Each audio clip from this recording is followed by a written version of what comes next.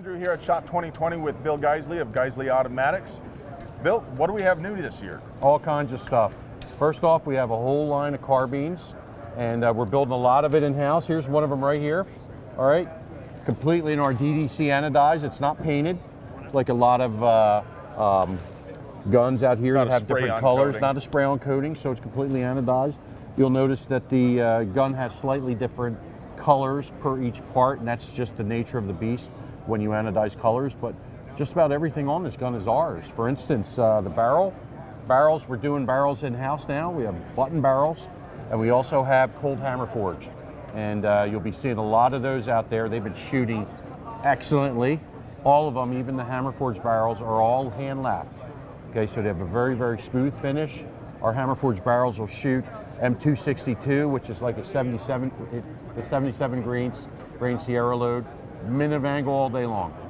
Green tip, M193, shoots very good. I've been very happy with them. We've got some really advanced AR-15s that you're going to start seeing later on this year with a completely different operating system. We partnered with Surefire on this. We've actually taken 3 guns and shot them to 60,000 rounds. Okay, so 20,000 rounds per gun. No failures. That's outstanding. All right, nothing. No failures, 60,000 rounds through 3 guns. It's all Geissele with some great Surefire technology that they have. A little later, you'll be seeing that.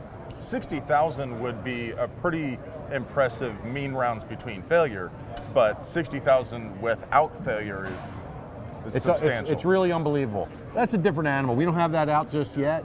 Got some military things that we have submitted for that. But you'll see it later this spring. But what we have right now, you can see here, this is our own That's our what own I'm scope. excited about. Okay, it's a 1-to-6. All right, very popular power range, and we completely designed the scope. We didn't do the internal lenses and optics and things like that, but the whole thing, the outside, the turrets, everything designed by Geissele, the reticle designed by Geissele, and just some things on this that are really nice. You're not going to need a throw lever because, as you can see, it has a machined in larger projection here so you can grab it. I shot this out at range day, and like any etched reticle, it's not going to be, it can't compete with a reflex, of course, but it was, for an etched reticle, extremely bright. Yeah. It was very clear. It was quick to the eye, huge eye box. I love the ranging features and the bullet drop. Very simple, simple reticle. Not very complicated, not all kinds of stuff on there that you got to memorize. The objective lens is about 2 millimeters larger than a lot of the ones out there, and it's reinforced around this. You'll see that it's very heavy, and that's to help with drop testing. All right, we do a lot of drop testing of our firearms, and that can get damaged over here. So it's very much strengthened. Mill reticle in here, so you can easily use any cartridge and come up with your come-ups on it. It's just a wonderful scope. We've got some other ones coming. We got a 1-to-10 coming. We have a 2x12 that's very, very soon, and some other ones. We found that designing scopes, just like anything else that we do, we get into it. We're very particular. I've got a great crew of engineers. I think with my manufacturing engineers, I got about 15 now, and we dream up whatever we want to do, and we go for it. And we looked at the scopes that are out there, decided to take some of the issues that you saw out there and try to fix them. So we have scopes, we have our backup iron sights. They stay in place.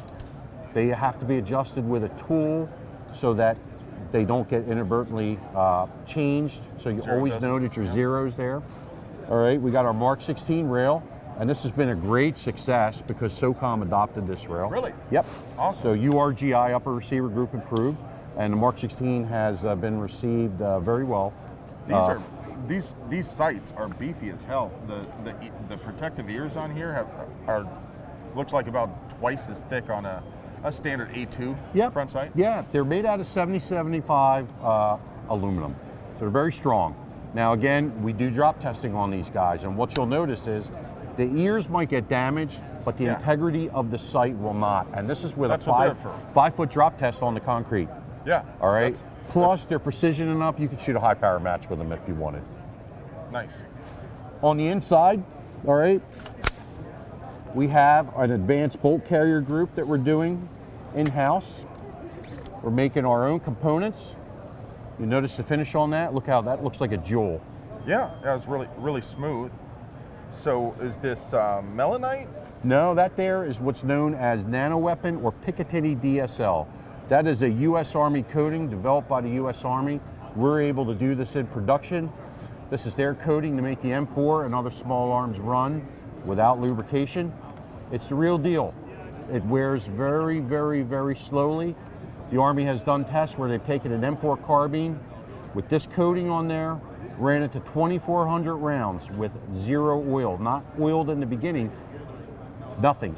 Wow. And the gun still runs after 2,400 rounds and there's no failures. So, folks, it may look like there's some lube on here. This isn't lube. That is the coating on here. That's just really slick. That reflective there, the reflective finish you're seeing, that's not oil. That's just a really slick, really lubricious. Lubricious. Everybody thinks that's not a word, but it actually is. Lubricious. Yeah. Mrs. ALG really ripped me one because she thinks I'm making words up, but it actually wasn't.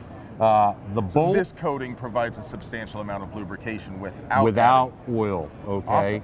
Awesome. Which matters because when you're out there in the field, in any conditions, but especially, I live in Phoenix, spent a lot of time drilling out in the desert, Afghanistan, Iraq.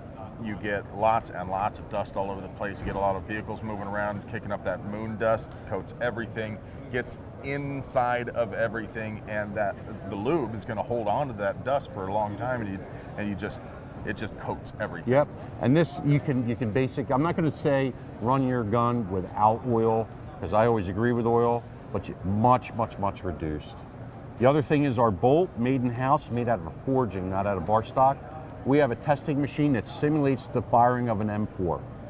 Okay. And that bolt will go over 100,000 simulated rounds, where the best mil-spec bolts choke at 20, and you start getting cracks. All right, your commercial bolts that are out there, maybe 10, 12,000, 100,000 is our minimum. Usually we're up around 150. But that's because it's made out of forging and out of a unique Carpenter steel 158 plus. There's something different going on with this cam pin. That's right. That's right. It's a mono-headed cam pin. So this might be hard to see, but it only goes in the gun one way, and you'll notice that wear surface is broadened.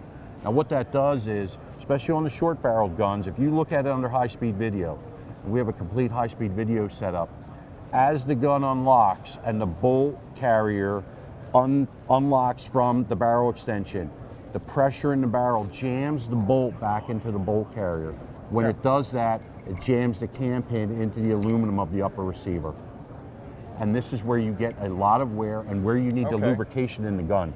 Okay? That little notch that's cut out in the top, in the upper right here is where it starts banging into it. It starts banging into it, but if you look at a short barrel gun especially, that upper receiver will get tore up really quick.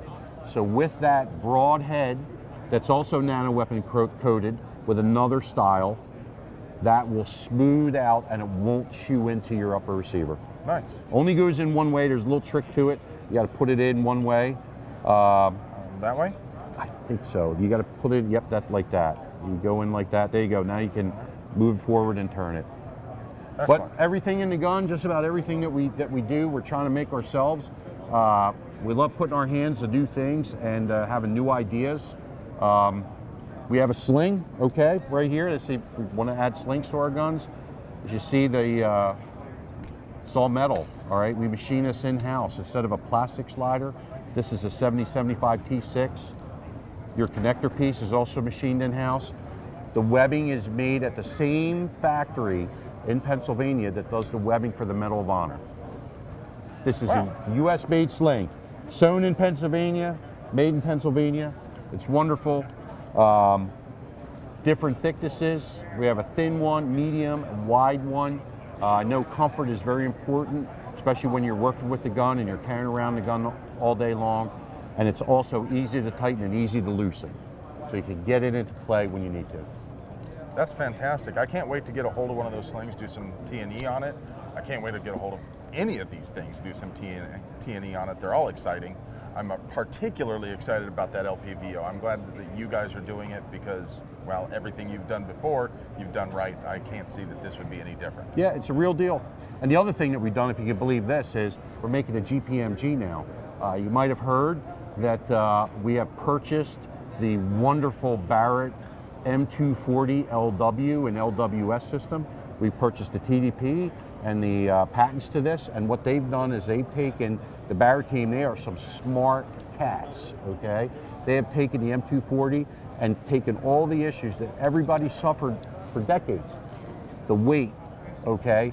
Some parts wear out quickly, the rivets that loosen up, the ability for salt water to get in between the riveted seams and it blooms and rusts. They've taken all that and they've eliminated everything and made a true machine gun for the 21st century. And we purchased it from them, and they didn't have the manufacturing capability because of their wonderful ASR that won the advanced sniper rifle contract.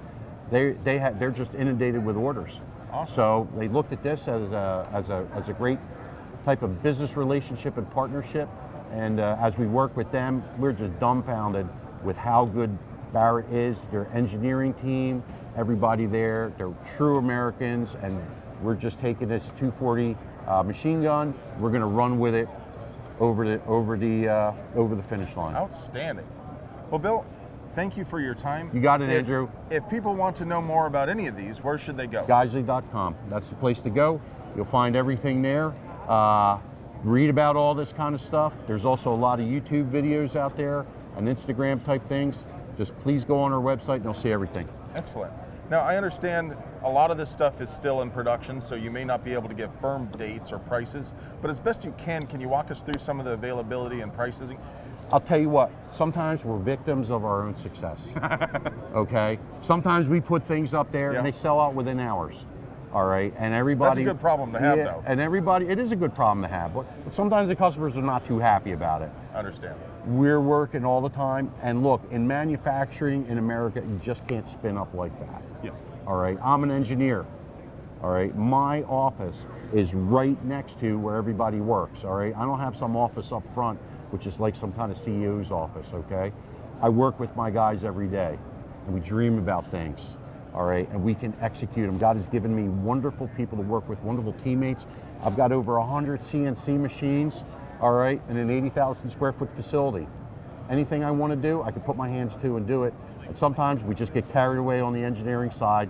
That production takes a while to catch up. I understand. All right, Andrew. Hey, thanks for tolerating me. Thank you guys for watching. We're going to be at a lot of booths, so stay tuned. I love you. Take care.